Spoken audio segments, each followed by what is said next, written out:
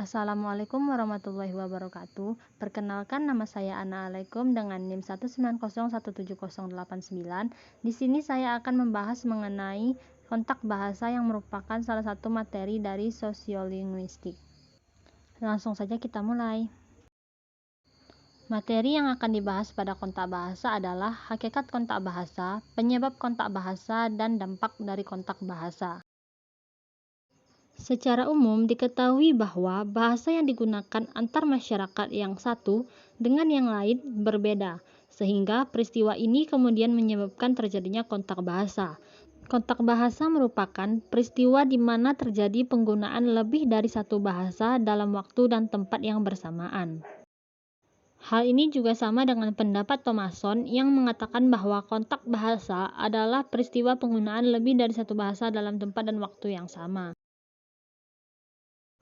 Kontak bahasa tidak menuntut penutur untuk berbicara dengan lancar sebagai dwibahasawan atau multibahasawan, tetapi terjadinya komunikasi antar penutur dua bahasa yang berbeda pun sudah dikategorikan sebagai peristiwa kontak bahasa. Selanjutnya adalah penyebab terjadinya kontak bahasa. Kontak bahasa bisa terjadi oleh tiga hal sebagai berikut. Yang pertama adalah pindahnya sebuah kelompok ke tempat kelompok lain. Pindahnya sebuah kelompok ke tempat kelompok lain selain disebabkan oleh keinginan untuk memperoleh kehidupan yang baik, dapat juga disebabkan oleh kebijakan penduduk. Kelompok yang berpindah itu dapat membentuk komunitas sendiri atau berbaur dengan penduduk setempat dan memungkinkan terjadinya kontak bahasa antara mereka. Yang kedua adalah melalui hubungan budaya yang erat. Kontak bahasa dapat juga terjadi melalui proses hubungan budaya yang panjang. Dua kelompok yang berbeda bahasanya hidup berdampingan dan berinteraksi secara teratur tanpa kesulitan yang berarti. Yang ketiga adalah melalui pendidikan. Kontak bahasa dapat juga terjadi berkat adanya kebijakan di bidang pendidikan. Di Indonesia misalnya, ada kebijakan pemerintah yang mengharuskan bahasa tertentu dipakai sebagai bahasa pengantar atau diajarkan di sekolah. Misalnya di Pekanbaru Riau, bahasa daerah Melayu diajarkan di sekolah sebagai mata pelajaran tambahan atau muatan lokal. Yang terakhir adalah dampak kontak bahasa. Tentu saja terjadinya kontak bahasa dapat menyebabkan suatu dampak. Di antaranya adalah sebagai berikut. Yang pertama adalah bilingualisme. Bilingualisme adalah kefasihan seseorang dalam menggunakan dua bahasa. Contohnya adalah sebagai berikut. Pada suatu pagi, di sebuah hotel di Bandung, seorang anak kulit putih masuk ke ruang makan. Oleh pelayan hotel, ia langsung dipersilakan mengambil nasi goreng yang sudah tersedia untuk para tamu hotel. Anak itu berkata, "Saya nunggu ayah saya." Tidak lama kemudian, ibunya, wanita Asia, dan ayahnya, pria kulit putih, datang. Anaknya berkata kepada ayahnya, "Dad, I don't like fried rice. May I have porridge, Dad?"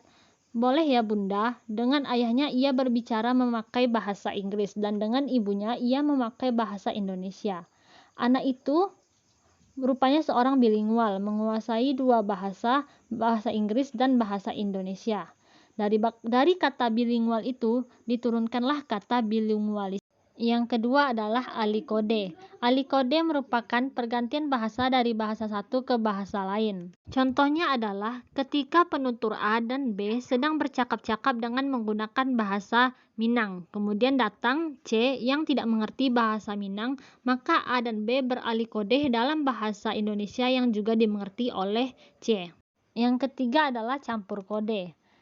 Apabila di dalam suatu peristiwa tutur, klausa-klausa maupun frase-frase yang digunakan terdiri dari klausa dan frase campuran, dan masing-masing klausa atau frase itu tidak lagi mendukung fungsi sendiri-sendiri, maka peristiwa yang terjadi adalah campur kode, bukan alih kode. Yang keempat adalah interferensi. Interferensi merupakan peristiwa penyimpangan dalam menggunakan suatu bahasa dengan memasukkan sistem bahasa lain. Peristiwa interferensi ini, seperti pada tataran fonologis, sering kita saksikan pada pelajar atau mereka yang sedang belajar bahasa asing, khususnya bahasa Inggris. Dan yang terakhir adalah integrasi. Integrasi merupakan unsur-unsur bahasa lain yang digunakan dalam bahasa tertentu dan dianggap sudah menjadi bagian dari bahasa tersebut. Contohnya adalah Kata polis dari bahasa Inggris yang telah diintegrasikan oleh masyarakat Malaysia menjadi polis. Kata research juga telah diintegrasikan menjadi riset. Hanya itulah yang dapat saya sampaikan mengenai kontak bahasa. Lebih dan kurangnya saya mohon maaf. Wassalamualaikum warahmatullahi wabarakatuh.